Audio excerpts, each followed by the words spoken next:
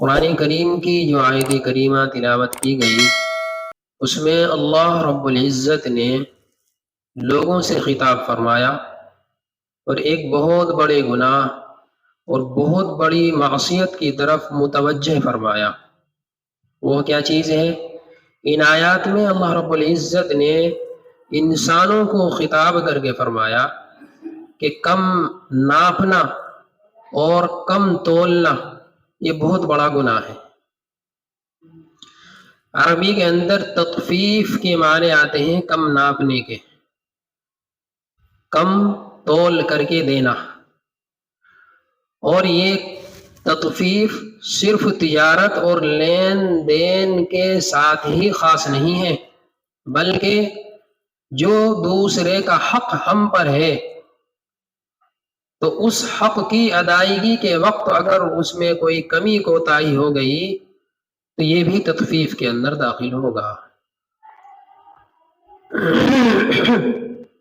بہت سا تاجر،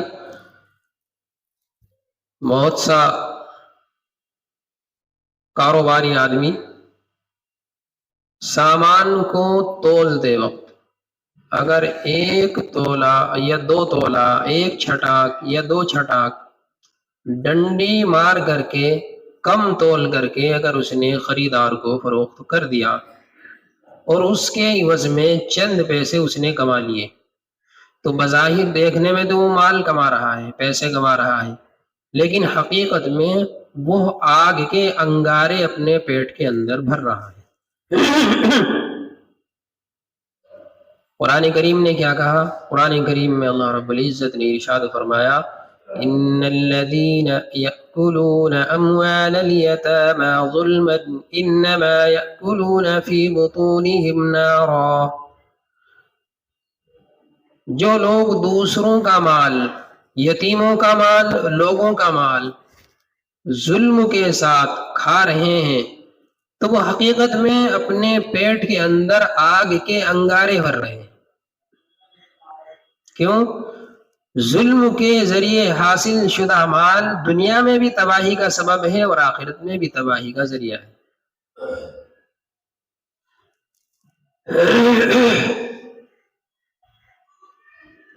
میں نے جیسا کہ ابھی عرض کیا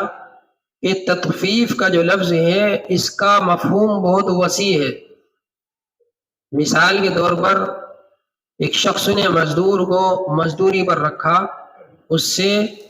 پورے وقت مزدوری کرائی، تھوڑا بھی اس کو آرام نہ دیا۔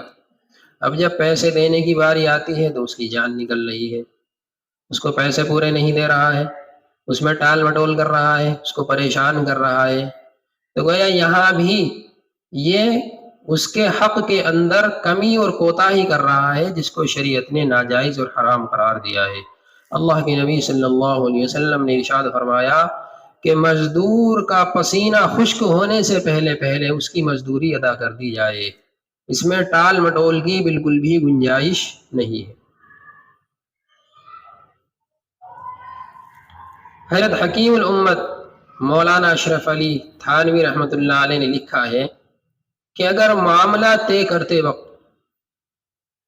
کسی نوکر کو، اور اس میں آپ نے یہ طے کر لیا کہ اتنی تنخواہ دی جائے گی اور 2 وقتوں کا کھانا دیا جائے گا، یہ بھی طے ہو گیا۔ اب جب کھانے کا وقت آتا ہے تو خود تو اچھا کھانا کھا رہے ہیں، جو بھی اچھے سے اچھی غذا کھا سکتے ہیں وہ کھا رہے ہیں، اور اس نوکر کو، مزدور کو جب دینے کا وقت آیا تو وہ بچا کچھا کھانا جو تھا جس کو ایک شریف آدمی قبول نہیں کر سکتا وہ اس کے سامنے رکھ دیا، تو یہاں بھی اس کی حق تلفی کی گئی، اس لیے کہ جب معاملہ ہو رہا تھا تو اس معاملے میں یہ طے ہوا تھا کہ ہم تم کو 2 وقتوں کا کھانا، کون سا کھانا؟ جو متوسط شخص، ایک شریف شخص کھا سکتا ہو وہ دیا جائے گا، اور یہاں ہم اپنے سامنے کا بچا ہوا کھانا اس کو دے رہے ہیں، تو گویا یہاں اس کے حق میں کمی اور کوتاہی پائی جا رہی ہے، اس کے ساتھ ناانصافی کی جا رہی ہے جس کا شریعت نے بالکل بھی اجازت نہیں دی۔ اور سب سے بڑا حق اللہ رب العزت کا ہے۔ مثال کے طور پر نماز ہی کو لے لیجئے، نماز کا طریقہ بتلا دیا گیا، قیام اس طریقے سے کرنا، رکوع اس طریقے سے کرنا، سجدہ اس طریقے سے کرنا، اطمینان سے ہر رکن کی ادائیگی ہونی چاہیے۔ اب ایک شخص جلدی جلدی نماز پڑھتا ہے، مشکل سے 2-3 وقت لگے اور اس نے نماز کا اختتام کر دیا، تو اس نے اپنی نماز کے دوران اللہ کے حقوق کی تلفی کی ہے، اس کے اندر کمی اور کوتاہی پائی گئی، جیسا حق اس کو ادا کرنا چاہیے تھا اس طریقے سے اس نے اللہ رب العزت کا حق ادا نہیں کیا۔ حق تلفی چاہے خالق کی ہو یا مخلوق کی ہو، شریعت نے کسی بھی شخص کو حق تلفی کرنے کی اجازت بالکل بھی نہیں دی ہے۔